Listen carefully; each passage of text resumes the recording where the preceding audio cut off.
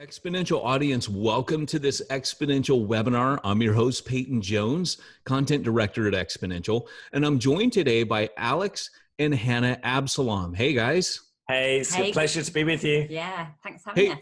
Let me say some impressive things about you before we get started. Number one, Alex and Hannah have been in church leadership since 1994. Many of you weren't born yet, but they've served in a wide range of settings from church plants to mega churches, and together they lead the Dandelion Research Group to equip churches to send out naturally supernatural disciple makers. Originally from England, if you couldn't tell yet, they currently live in the coolest city in America, Long Beach, California. I had to represent because I planted there. Exactly. And they have three cheeky, and I am so glad that you guys put that word in there, cheeky but charming teenage young adult sons. So guys, awesome. And you guys have a book that I got to look through. Tell us a little bit about the book just in 30 seconds. Yes, in fact, it's just here. So it's called Hearing the Voice of God, and it's built around just super simple, biblical, practical steps for how you can hear God's voice in your everyday life. It kind of gives you a simple run into developing prophetic gifts in a way that just feels really practical, doesn't it? Yeah, super down to earth, lots of practical exercises, easy to read, short as well. Yes. Well, I love the fact that you guys use the term naturally supernatural, because I think that's how it actually is when the Spirit's truly moving and working.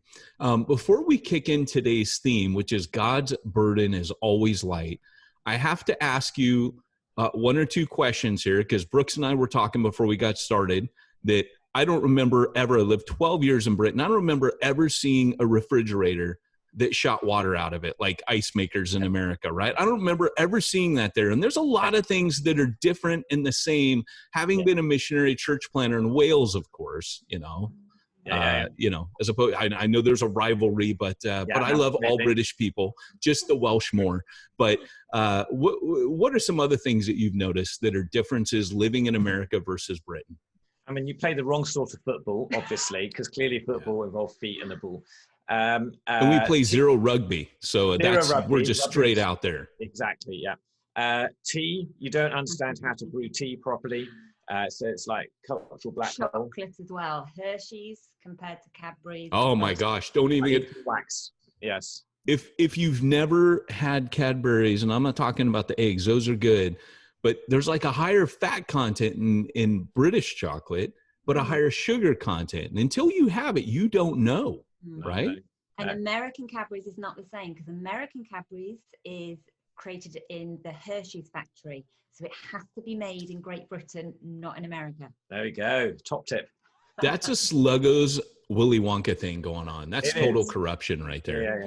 Yeah. Well, hey, let's kick into our topic today, which is God's burden is always light. Obviously, right now we're in the COVID-19 crisis, and pastors are saying that they're largely overwhelmed. And can you speak into that a little bit and just talk to us about, why is God's burden always light? And I'm going to shut up for about the next 20, 25 minutes and let these two talk, let you hear from them. And then if you haven't noticed yet, we have a chat tab at the bottom. I'm sure you're all getting used to Zoom by now, but you have the ability to put a question in there. And Alex and Hannah, they can answer it at any time, or we might even save your questions till the last part and probably the last half of the webinar. That's all we'll do, is answer all of your questions. So if something sparks you, go ahead and put it in the chat. And with that, I'm going to shut up and let you two talk. Okay. Well, you go for it, babe. Why don't you start off and set us up? So actually, starting off, I'm going back to Exponential. So back in March, which seems like forever ago, when we were at Exponential, I went into one of the main stage talks, and Pete Scazzaro was talking about the 4 traits of an emotionally healthy leader. And as he was talking, he had this great diagram, and we vaguely tried to copy this diagram, which isn't as good, but anyway, it gives you a gist.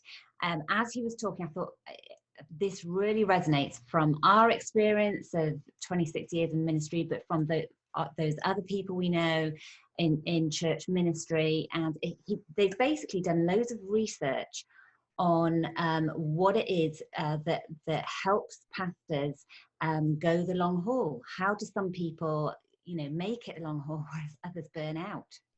And, you know, you were saying if Jesus says, my yoke is easy, my burden is light, how do we stop taking too much upon ourselves? So, so yes, we've taken this framework from Pete, but then we've gone and added our own content. And so, yes, there are 4 main traits. So do you want to? Yeah, so the analogy he uses, you know, here you got a picture on the screen, hopefully you can see it, of the skyscraper, all the cool stuff, you know, the rooftop helipad and the penthouse suites and all that stuff, and the Starbucks on the ground floor. But it's built on 4 big pilings. And the labels he gives those are that firstly, he gives self-awareness. Secondly, that we are focused and we prioritize on our marriage or our singleness over ministry. Thirdly, that we nurture our relationship with Jesus. And fourthly, that we live with healthy rhythms of life. And so what we want to do is take those 4 headings today, and we're going to work through them all. But just before we start, and give you content on those. So those are just the big headings.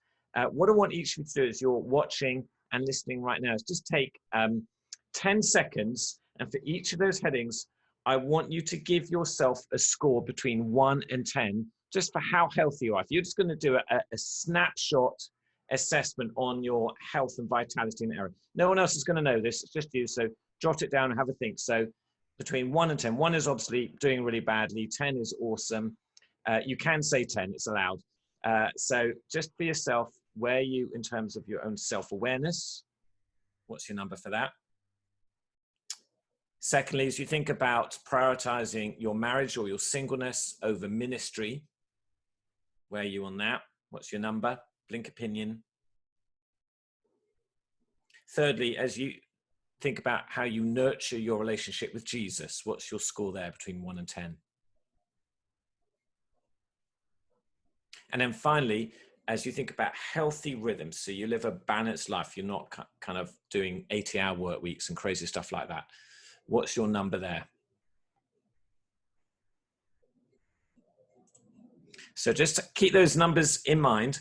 But what we want to do is go through each of those areas. We're going to teach a bit. We're going to give you some practical illustrations and hopefully some tools to go away with. So Hannah, why don't you start with self-awareness? So self-awareness. So I think so many of us who are called to church leadership and to ministry, basically we're in this calling because we love God and we love his church. And so I think often we put ourselves at the end, and our families too. We don't think about ourselves. We just plow on. We think this work needs doing. We've got to help. We've got to preach the word. And however, it is vital that we pay attention to how we are doing, to how are we feeling, what are the different things that are going on in my life.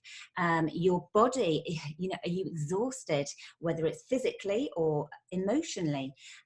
So we need to be understanding ourselves, how we operate, pay attention to how we are doing.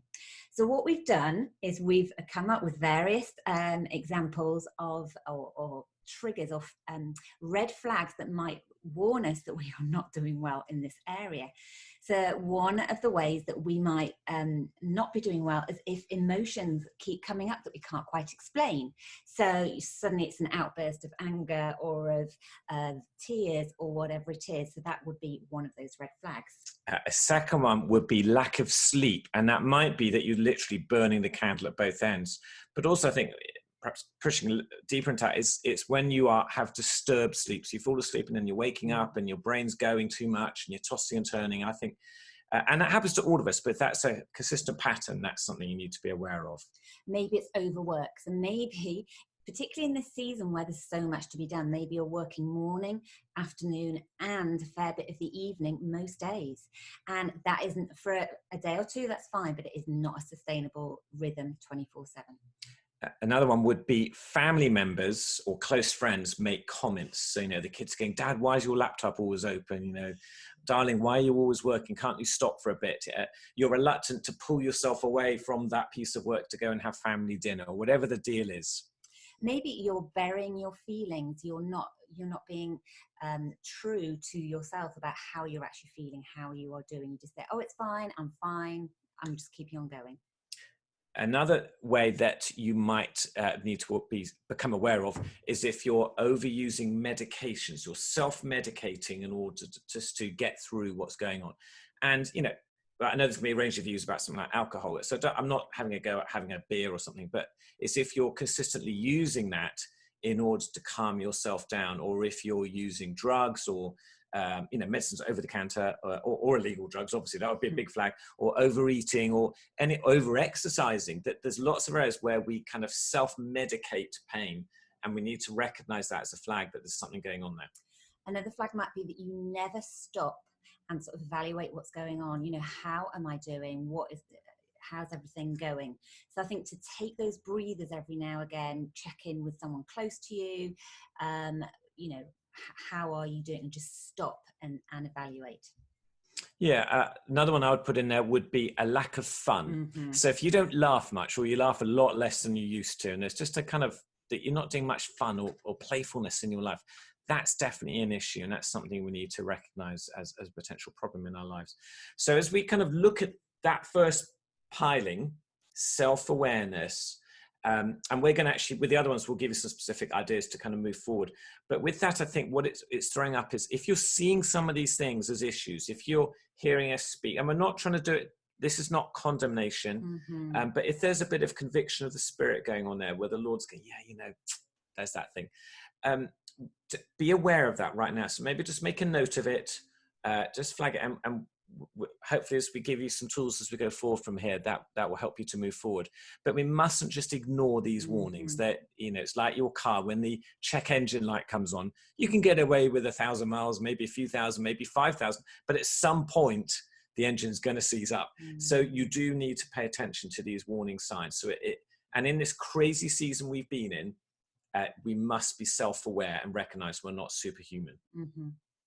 So the next one we're going to do is prioritizing marriage and your singleness, and how that is way more important than your ministry. Yeah, and so what we mean by this is ministry can become all-consuming. There's always going to be another needy person. There's always an extra polish you can put on that sermon. There's always some extra time you can spend with the students, or in music practice, or whatever it is that you do. So your job is never done. And that's one of the problems of being in church leadership. And so what can happen is we can start to prioritize ministry over the relationships that keep us healthy and robust.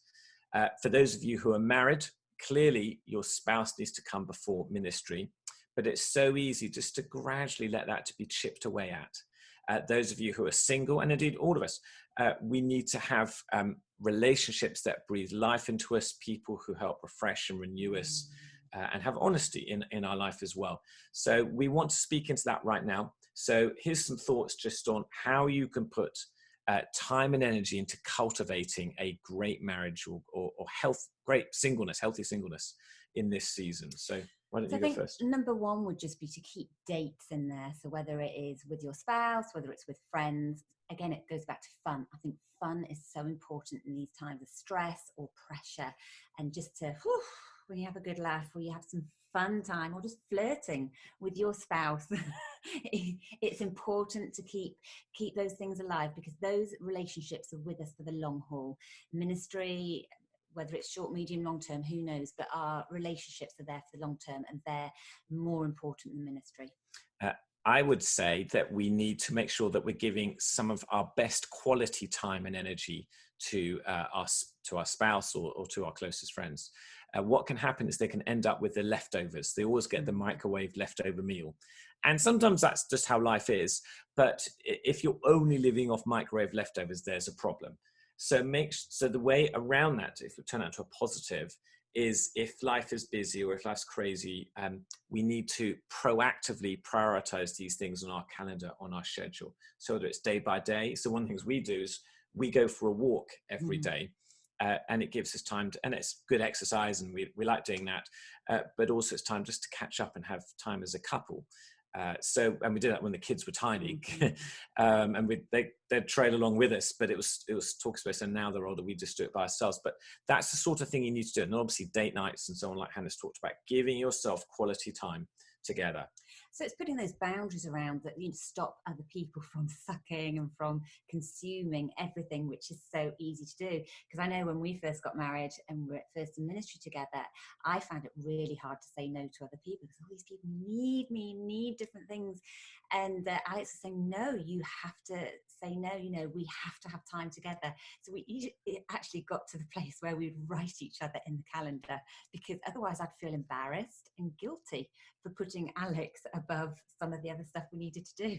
Yeah, and that was kind of because, you know, you'd feel bad. Hannah would feel bad. I don't care that much, but Hannah would feel bad because she's nice. And so she was able to open up her calendar and go, oh, I'm sorry, I'm busy then.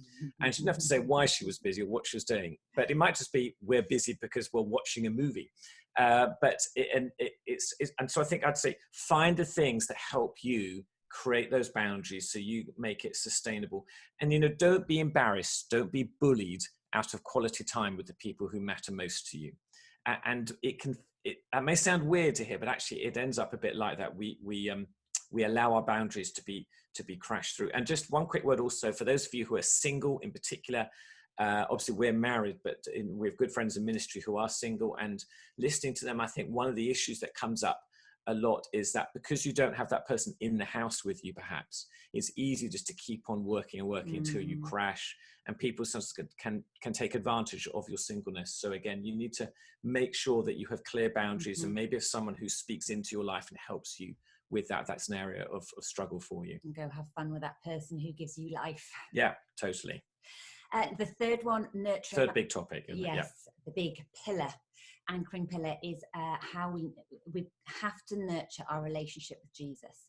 So again, I think we tend to give, and we must be going back to the river of life and drinking deeply from Jesus, being restored and refreshed, because I think, how can we be giving good stuff when we ourselves are depleted? We have to be giving from the overflow.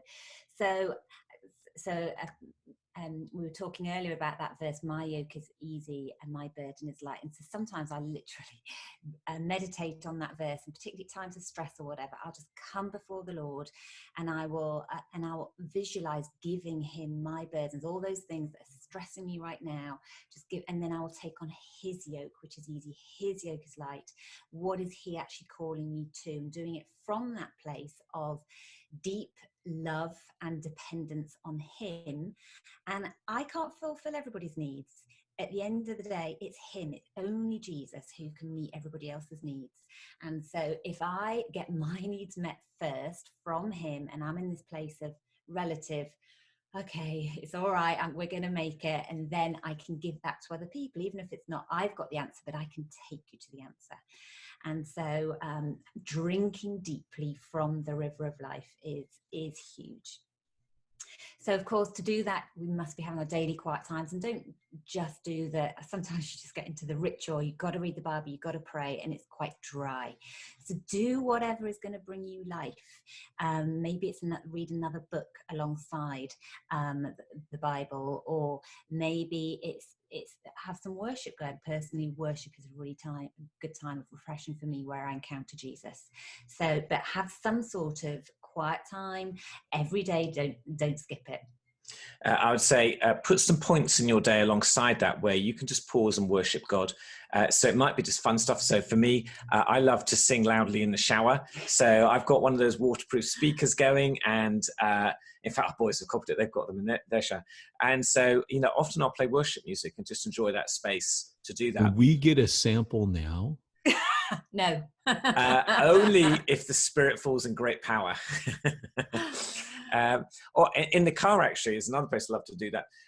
But another thing I've done is I have a Bible beside my bed, and at night, one of the things I like to try and do is just I like to read. I'll read, you know, good action adventures novels and stuff, spies thrillers and so on. But I'll just try and I've tried to make the discipline of just reading a verse from Scripture. The last thing I put into my mind before I go to sleep. And it's just a great way just to kind of calm your spirit down. Mm-hmm. Sometimes if I'm a bit kind of, at bedtime, I might just read for a little while through Scripture, and I'll tend to read Scripture until I encounter the Lord. Mm-hmm. And so just there'll be a verse or a nugget or something. And I think for all of us, we have places we can easily return to in the Bible where we know we quite often meet with God. And so those might be places to be aware of. So I think having these points in your day where you can turn and just worship God and enjoy his presence is really important to do. And to know how your spirit is fueled as well. So what is it, where is it that you encounter Jesus? So is it while reading the Bible or during the worship, or is it going for that walk in nature? Or just think, where is it that you encounter Jesus, and make sure you're spending time in that place from time to time. Related to that, I'd say make sure that as you kind of plan your calendar for a number of months or over a year, put in things like conferences. There's something called exponential, apparently they're quite good, or retreat. Apparently, you know, who knows. Have retreats. You know, I know some churches will encourage leadership teams to take time together and to make that part of their schedule. They'll resource that. Or maybe it's one level less organized, but it could be just special time with friends who you know are going to fuel your spirit. So like the other day, we had a good friend around there, their missionary couple who serve in Zambia. And he's just popped over to visit to do some stuff in the States. He's actually from Long Beach originally. And so we had an unexpected meal together, and it's just really refreshed our souls. And I think it refreshed his soul. And you get to pray together, and just it's so encouraging. So who are those people in your life, and give space for them? Because I think Jesus is very relational. So often he'll minister to us through other people in that way. And have a mentor, have someone who you go to for advice, who you have given permission to speak into your life. So they can say, look, you're overworking, or you're not giving your relationships any time, or whatever.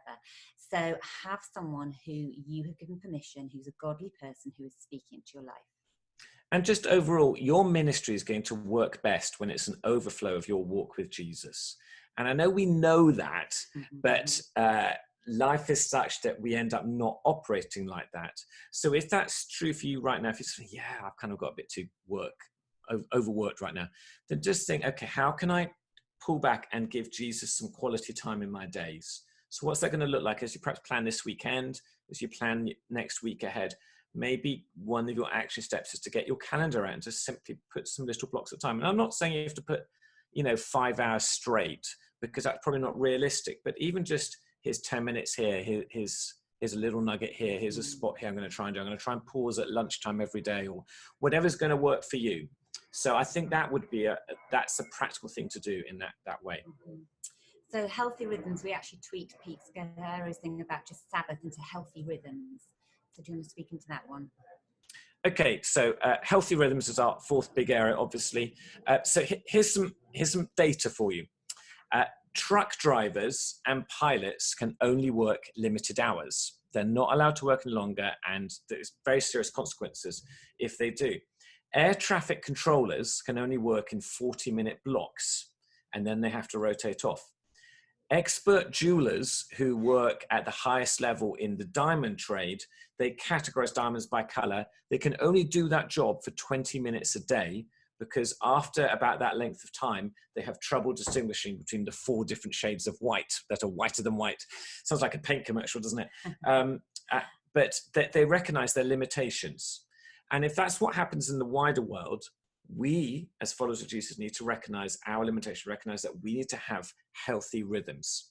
So here's a quote from Chuck Swindoll I want to read to you.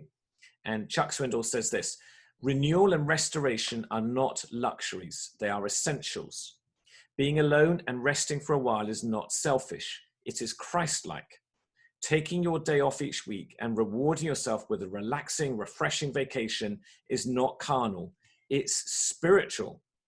Nor is an ultra busy schedule necessarily the mark of a productive life. And I think he's right. Great wisdom in there.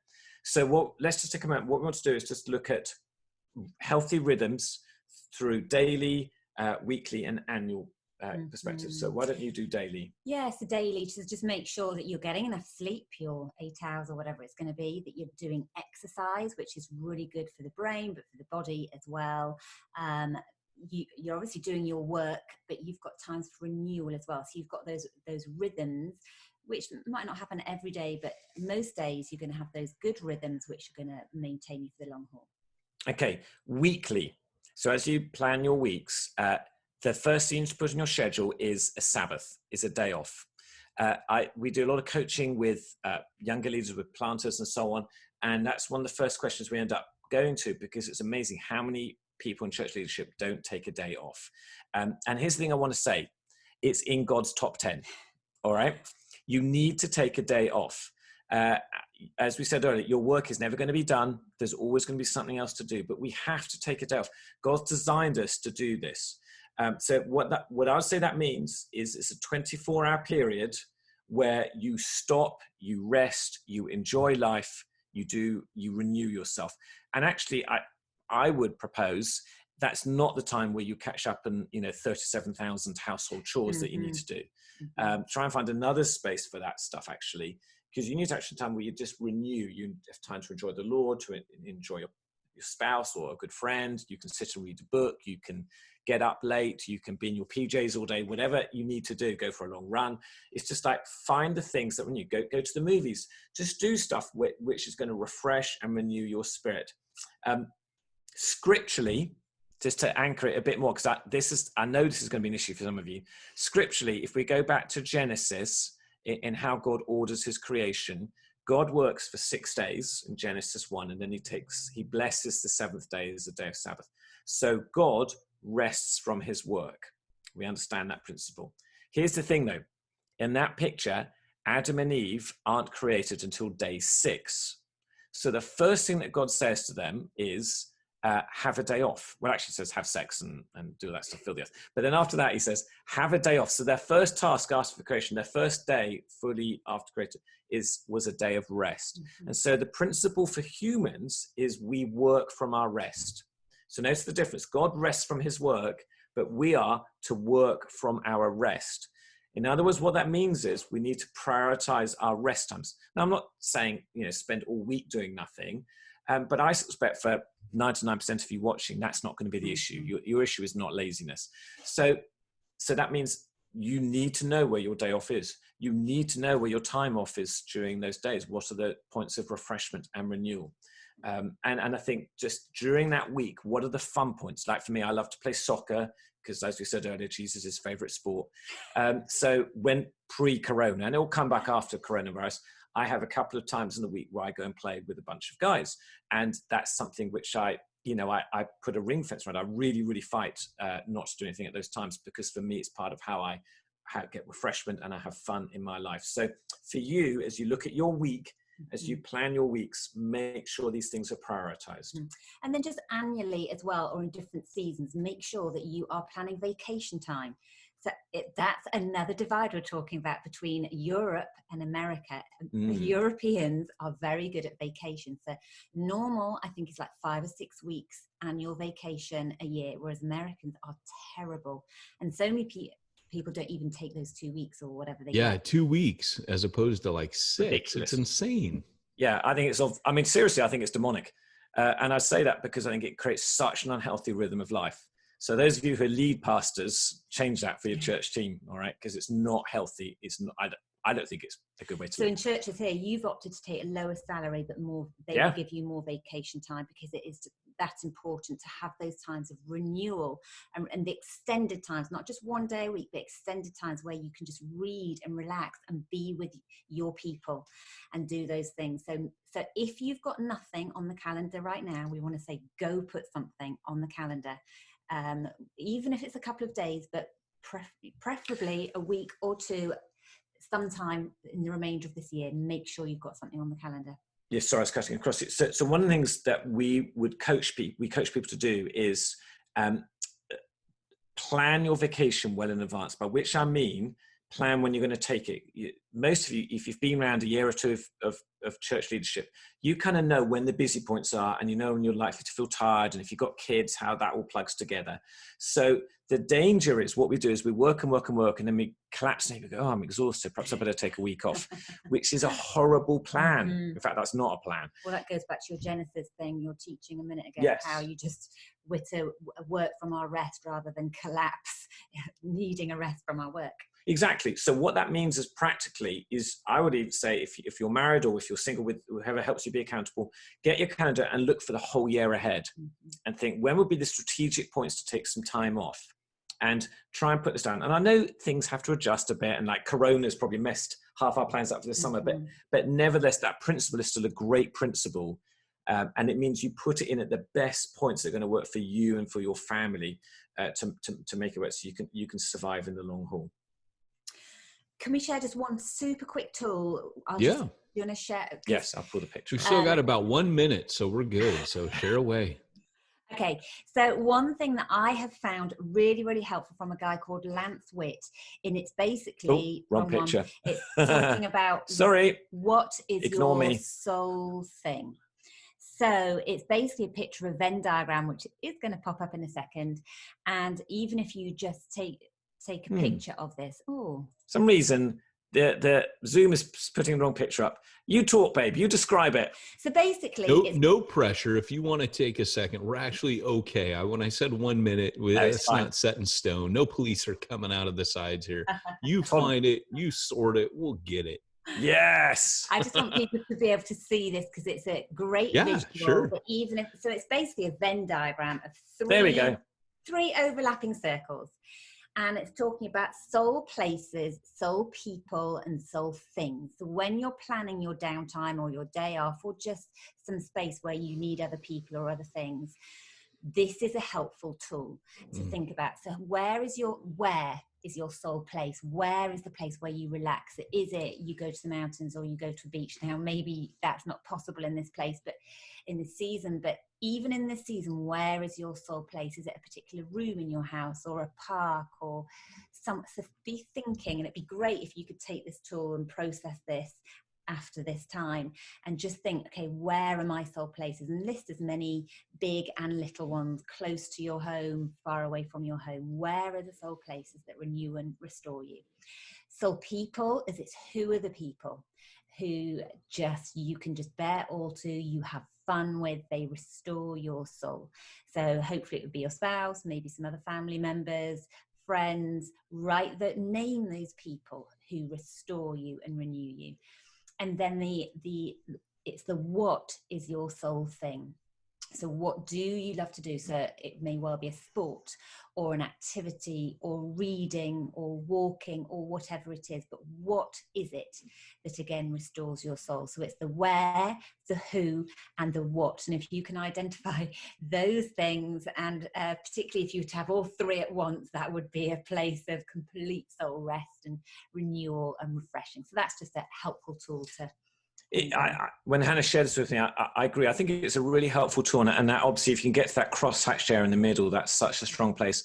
And my encouragement would be, don't just be passive about this. I think that we have a tendency to kind of just feel like we can't control it. It's just going to hit us, maybe. So, something we do, and we've been doing this, is we'll talk about, well, who are the people we most want to get with? And, particularly if you're feeling like, life's busy or you need to get some space to know who are the ones you'd want to be with, and proactively reach out and try and make that happen. Or so we've done those Zoom calls. Actually, in some ways it's easier in this time. Yeah. So even in England, and because Zoom is the thing of the moment, we'll make sure we prioritize those calls to have some fun with those people. Yes, we've had Zoom glasses of wine with people because we're European, we just drink alcohol, That's your soul thing. That's our soul thing, exactly. We feed it to our babies and keep going. So, but it's one of the things. So, if you said soul place, we have 4 or 5 places that we will often go and walk on a day off. That we just they're lovely places. But I could name them. Peyton will know them all because he's a Long Beach guy. But there's places. And so I'd say for you, where are those places for other sports? Or it might just be the soul places. There's a coffee shop with just a nice seating area where you love to go sit, and it's just like you just breathe out as you sit down there for an hour and read a book or something and have a drink.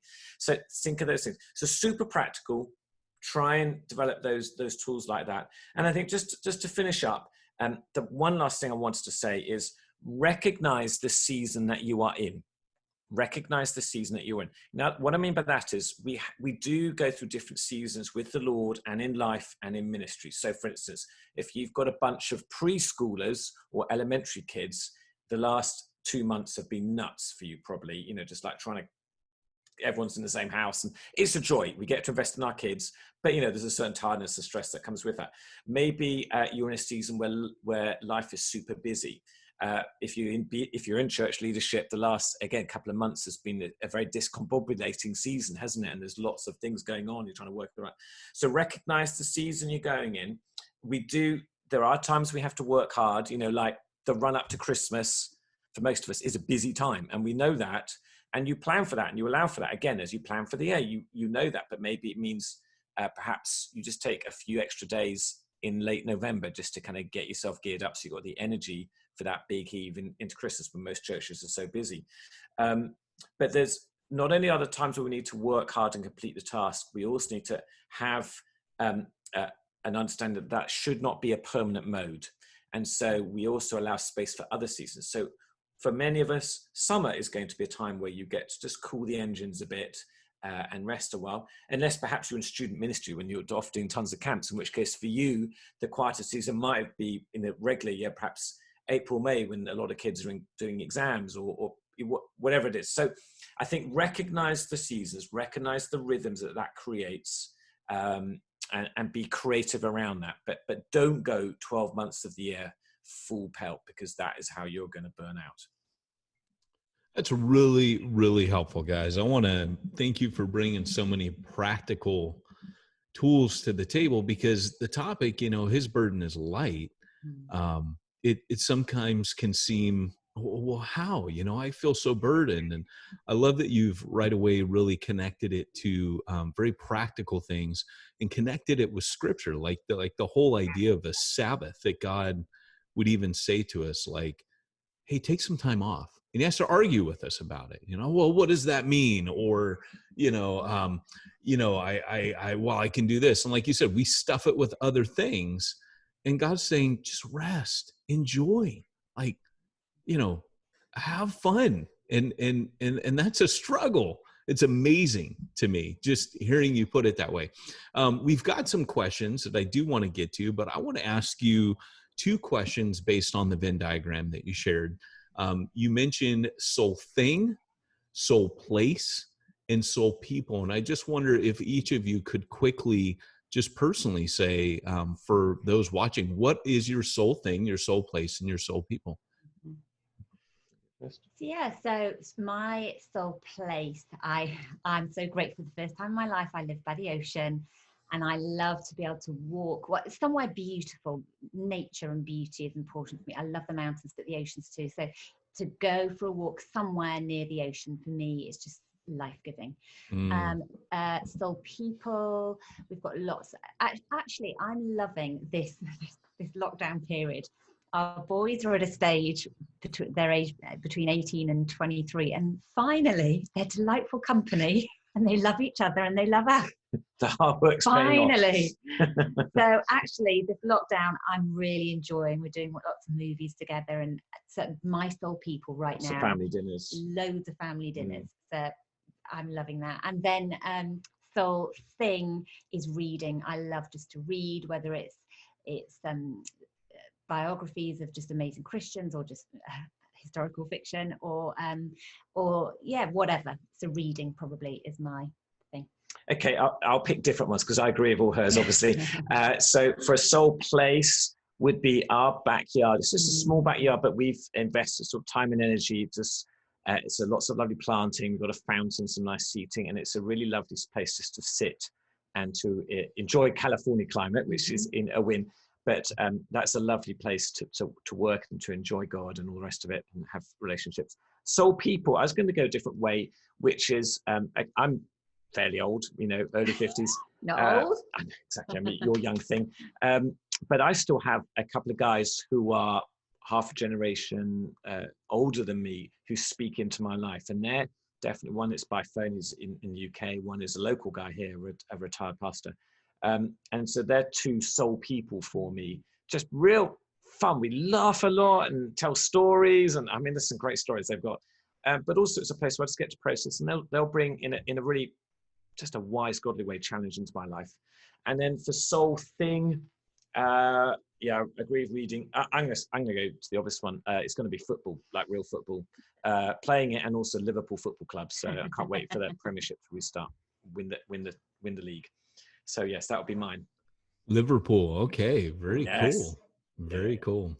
When I was there, it was all Man U. Yeah, that was Yeah. all the rage. Well, And then so I mean, there's no way you can support them. I mean, I served with a pastor who was Arsenal. So, you know, that was kind of, he was from Liverpool. So, you know, oh my gosh, learned about the liverbirds and all that. So, Yeah. but anyways, hey guys, this has been fascinating. Thanks for sharing, because I think that helps round it out for people. You know what that it could be. It could be so many different things. Maybe for one person, it's video games. Mhm. I think if I didn't have the ability to occasionally pull back and play a video game, I wouldn't still be in ministry. You know, and you know, just because there's a lot of destructive things people can turn to, and then there's just things that just, you don't have to be solving the problems of the world. You don't have to be life and death. I mean, I was an ex-firefighter and RN, and so life and death is something I know, you know, but it's nice sometimes to have a place where you're like, I can just switch off and be a human right now. And our brain needs that. Well, we have a question here I want to throw to you. By the way, we have a husband and wife here, a couple. So if you want to bring your spouse into this and you're thinking, man, this would be really good for my spouse to hear, I'm going to quote Jesus, who said, woman, go call your husband. And I'll turn that around and say, man, go call your wife and bring them into the room, because our first question has to do with that. It's please comment on how to remind a spouse who is overburdened in ministry without criticizing. There's that sensitivity issue going on there. How do you remind your spouse without sounding like you're criticizing them? Okay. I think I would try and be quite invitational. I think I would say, look, let's plan. You've been working really hard lately. I know your job is amazing. Affirm them in what they're doing, but then say, how about we take this time, this day, whatever it is, let's go do something fun. Would it be okay? Either if I plan something fun for us to do, or let's watch a movie together, or let's take whatever it is. Let be invitational and fun, and just say, let you know, you've been working so hard, that's great, whatever, but let's just get some downtime together, let's enjoy each other, or go enjoy your friends, whatever the right thing is. Suggest something in a positive way. That's really good. It's all she does with me, I've just discovered. I'm on to you now, Hannah. I'm on to you. It's okay. I used to do the criticizing and saying, Alex, you shouldn't do this, you shouldn't do this. And I realized it didn't work very well. No, I like the invitational thing. And just to add on to that, I think that's a great word from Hannah, would be, and I know she would say it's next thing as well, which is when you get the chance, I think it's important to pray together as a couple. And again, that's something that's so easy to get squeezed out of our schedule. And it's not like you've stopped believing in praying together. And if someone asked you in a survey, you go, oh yeah, we pray together. But I think it's important to try and find those spaces where you can just pray and process and pray for each other. Like, Lord, is there something you want to say to, you know, Micah, to Hannah about this thing, or are you giving me a prophetic word for her, or whatever it is. So I think that's part of it, because I think, you know, when you pray and you really allow your souls to connect with in the presence of the Lord, that's a really affirming and life-building thing too. And what we will do with that is, I mean, we've said already, or Alex has, that we walk every day, and that is a key to our marriage. That's one of the reasons it's lasted this long, is that that we will walk together around the block or whatever, and we, in Ohio, when we lived there, sometimes we would literally go out when it was sub-zero, and we would have all our ski gear on, and we would still walk, because it was what we Hello Ohio people, if you're any Ohio people. So you can do this in pretty much any weather. Yeah, you can.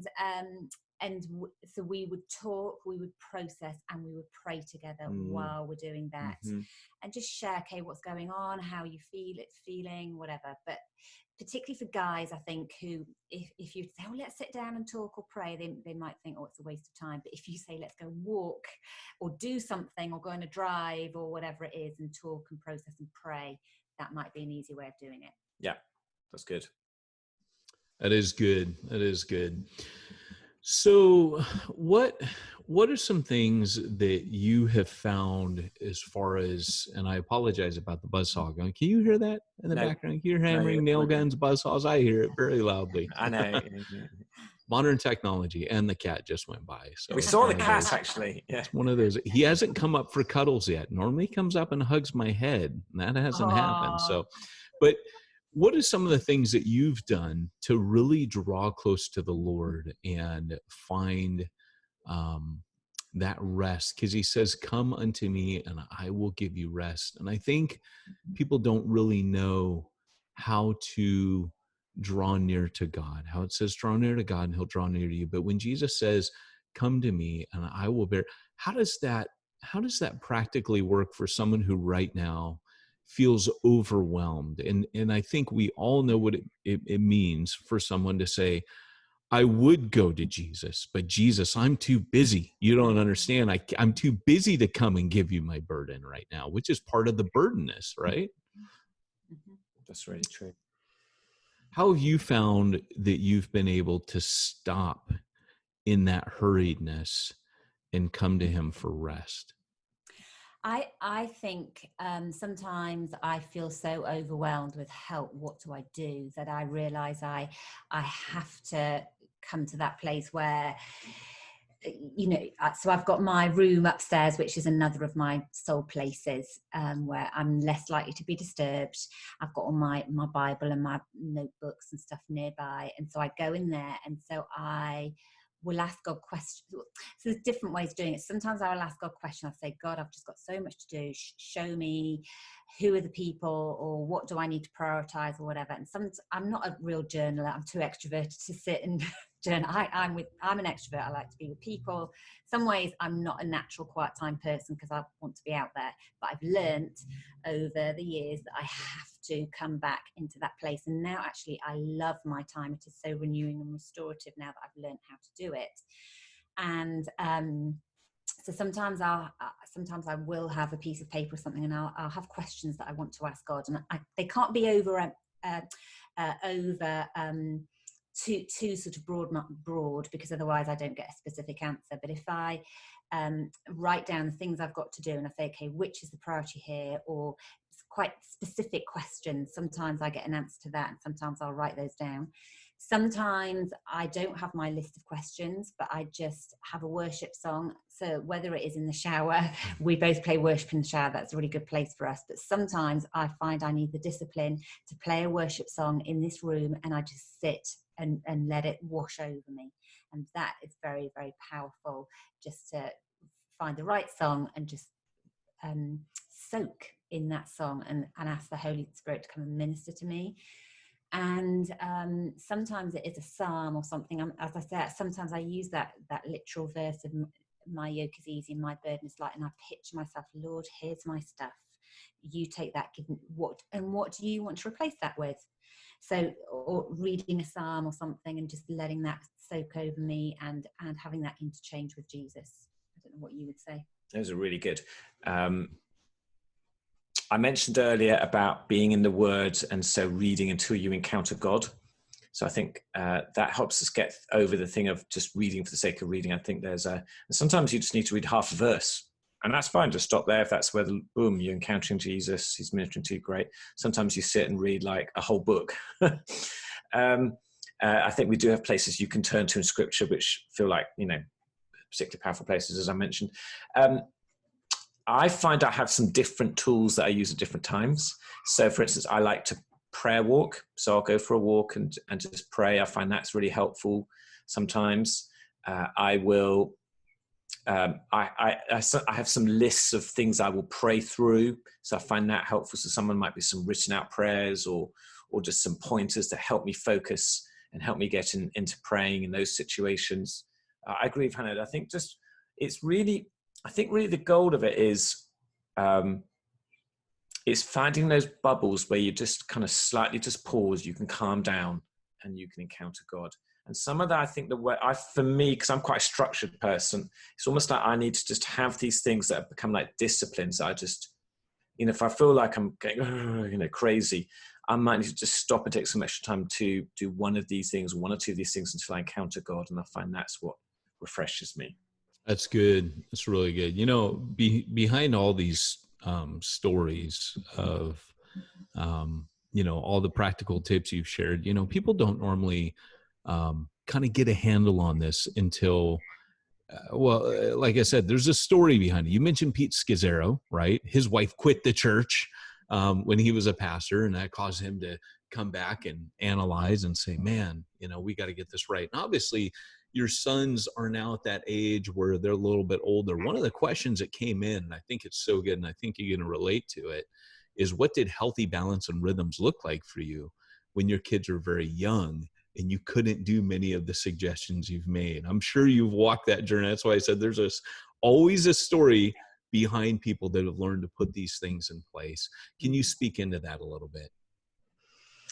Yeah, absolutely. So, some of the practical things. So that's where our walking started when our kids were little, because we thought, how do we get space when the kids are always there and so demanding? So we would literally, whoever could be strapped into a stroller, we'd strap into a stroller, and we'd let the other walk or whatever. So in England, maybe it's a bit of a more walking environment, but going to a place where they're vaguely satisfied and safe. Playground, you can't necessarily do that now, but to a place where they're sort of happy and they've got stuff to look at, so that we could talk sort of over their heads.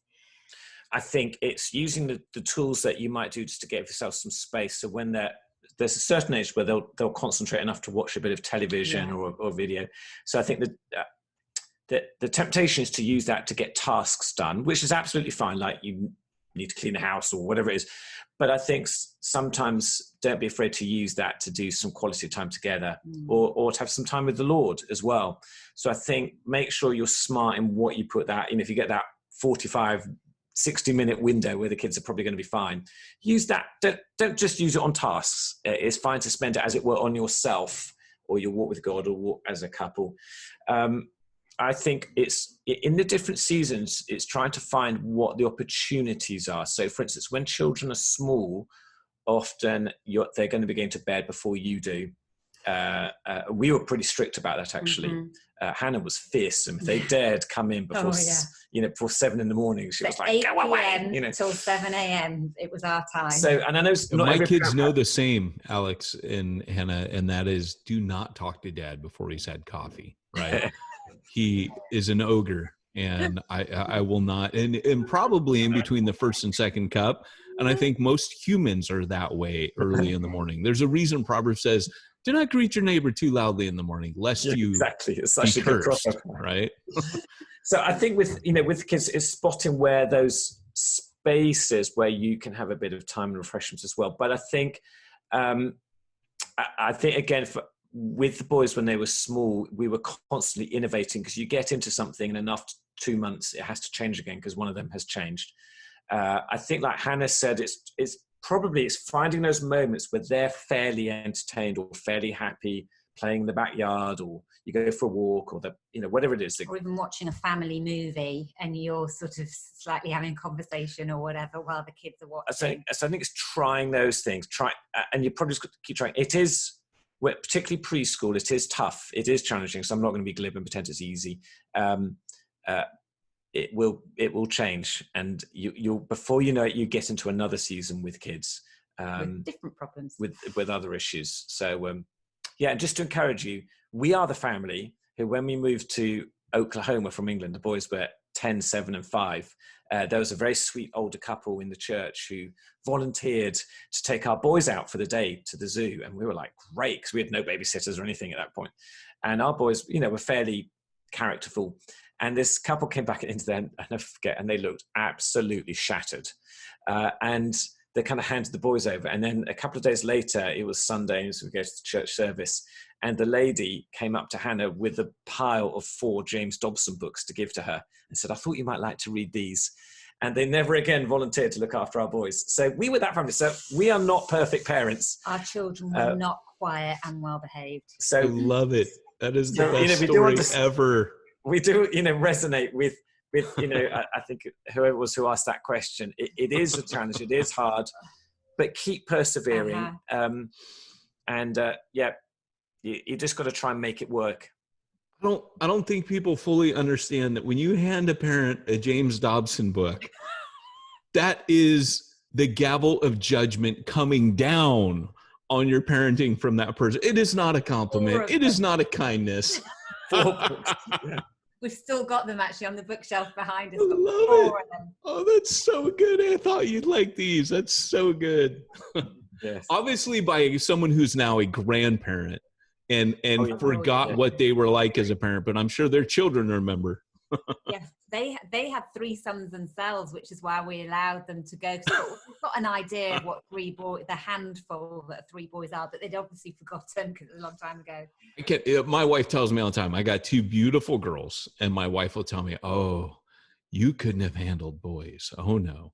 So, because they break everything, right? Like they're all over everything. They break everything. So my wife says, I think God, made it that way. Well, guys, we only have about 2 or 3 minutes left before got a few really cool announcements. But before we close out, I just want to give you maybe about 60 seconds each to give any final thoughts you have. And if you're scrambling like, oh, 60 seconds, wasn't prepared for this, don't worry about it. You can even summarize. But if there's just something that you're thinking, man, if I were to tell people one thing, leave them with this, I would tell them such and such. Then I'll give you, you know what? I tell you what, I'm going to make my announcement first since I set you up for that. All right. Okay. And then we'll come back to it. So guys, tomorrow we have our monthly Exponential every month has a monthly national prayer call, national church leader prayer call. And that is on the 3rd Friday of every month. So this coming to Jesus, his burden is light. Like this isn't just lip service. As a movement, we do this and we want to invite you into it. It's 11 a.m. Eastern Standard Time. It's if you're Pacific, like me in San Diego, Long Beach, like the Absaloms, it's 8 a.m. It lasts an hour and you get to pray. You can head on over to exponential.org. Right now, we've got a banner at the top of the page. It'll tell you all about that. Also, our regional conferences are coming around. We're getting ready to do Boise. We're doing an online conference, which we're super excited about. You can find all about that. And if you want, you can actually join the Boise conference. If you're like, man, I can't wait. I need to do something, jump on in and you can do that. And with that, I'm going to hand over back to the Absaloms. I've given them a little time. That was a creative way to stall and give announcements and give them a parting shot here before we close out. And my cat is now hopping up my lap. 2 things I want to say. So one is, I think I just want to say grace to people. So, when we do a presentation like this, it all sounds so smooth and perfect, which is partly why I told that parenting story, because, life is not perfect. Life is not textbook. So if you're feeling tired, if you're feeling weary, if you're feeling like, gosh, I keep stuffing this thing up, I'm not very good at rhythm or whatever it is. I just want to speak Jesus' grace to you, that he understands. He comes to each one of us with a real heart of tenderness and compassion and mercy. So don't be despondent. Don't give up. You are not a failure. He really loves you. He thinks you're magnificent and wonderful. And Jesus has trusted you enough to bring you into leadership. And he does that not thinking it's going to be the perfect version of you. He does that knowing that you're the current day version of you. And so I just want to give you encouragement and hope that, we're not perfect. We don't get it all right, but he still loves you. He's still for you. There's tons of grace in this. That's good. It's good. I know that you're not going to be perfect. You're not going to get everything right. But at the same time, Jesus has called you to your role as a church pastor. The verse I keep going back to is, he who calls you is faithful and he will do it. If he's called you, he's going to equip you to do what he's called you to do. And we just need to keep going back to him and say, okay, well, am I on the right tracks? And is there anything you want me to do right now? And just work through me. So just, grace, and just God's going to do it. And that's one awesome. Final thing I was just going to say is that I put in the chat panel our website, which is dandelionresourcing.com, and we do a whole bunch of stuff. This is what we do for our regular life. But there's one thing we do is we do a blog video. So it's us every couple of weeks, kind of like 10, 15 minutes long, just cool resources that you can use. So those are all free. We'd love you to go and grab those. And we do coaching and speaking and stuff like that. We got a supernatural cohort. Those things, we charge for, but they're very reasonable. Awesome. So check over there, check it all out. And if we can help you, please just reach out to us. And just to let you guys know, the Absaloms have a special place in our heart as the Exponential family. They're a part of us. You'll usually find them doing a workshop or something at each one of our conferences. And it's been a blessing to have you guys on. On behalf of Exponential, I want to thank not only them as our co-hosts today, but also you for the part you play in accelerating multiplication. Be sure to head on over to exponential.org to find out how to further accelerate multiplication. And we'll see you next time. And on behalf of the Absaloms, let me say, go Liverpool. See you next time, guys. Bye. Bye-bye.